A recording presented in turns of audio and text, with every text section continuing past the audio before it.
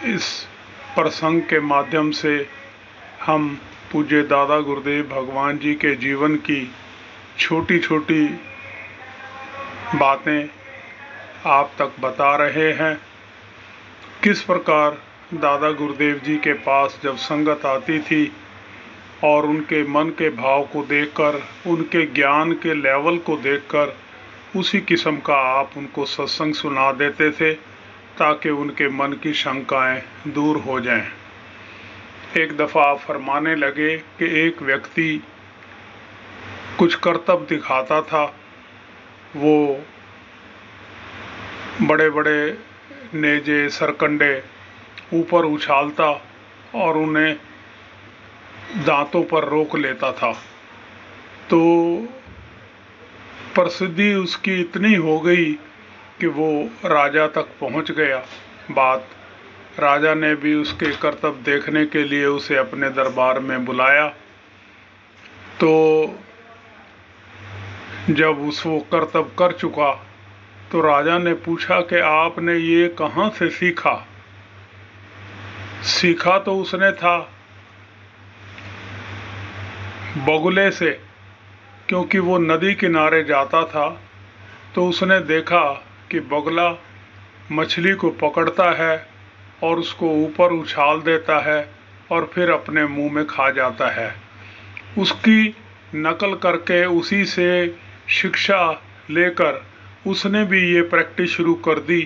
धीरे धीरे छोटे लकड़ी के टुकड़े ऊपर उछालने लगा, फिर बड़े उछालने लगा और करते करते वो तीर तक ऊपर उछालता रहा और करते करते उसका अभ्यास हो गया और वो एक करतब दिखाने लगा।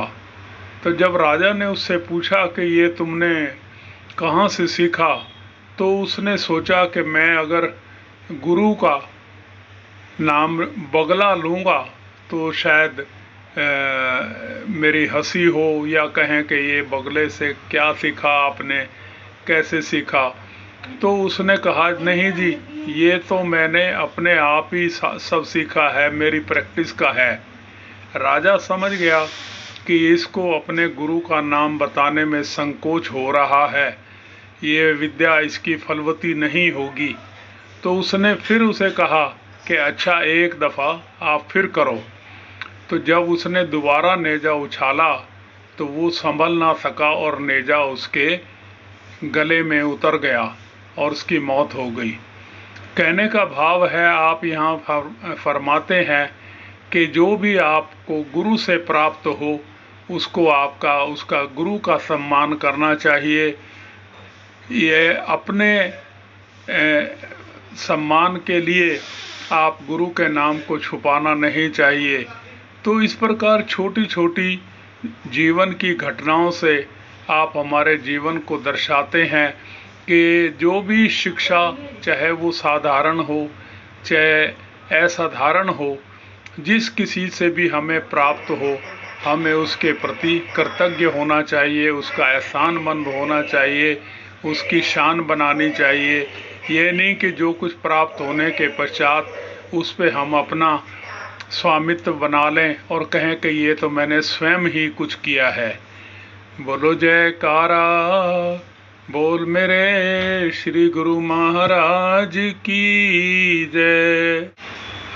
इस प्रसंग के माध्यम से हम पूज्य दादा गुरुदेव भगवान जी के जीवन की छोटी छोटी बातें आप तक बता रहे हैं। किस प्रकार दादा गुरुदेव जी के पास जब संगत आती थी और उनके मन के भाव को देखकर, उनके ज्ञान के लेवल को देखकर उसी किस्म का आप उनको सत्संग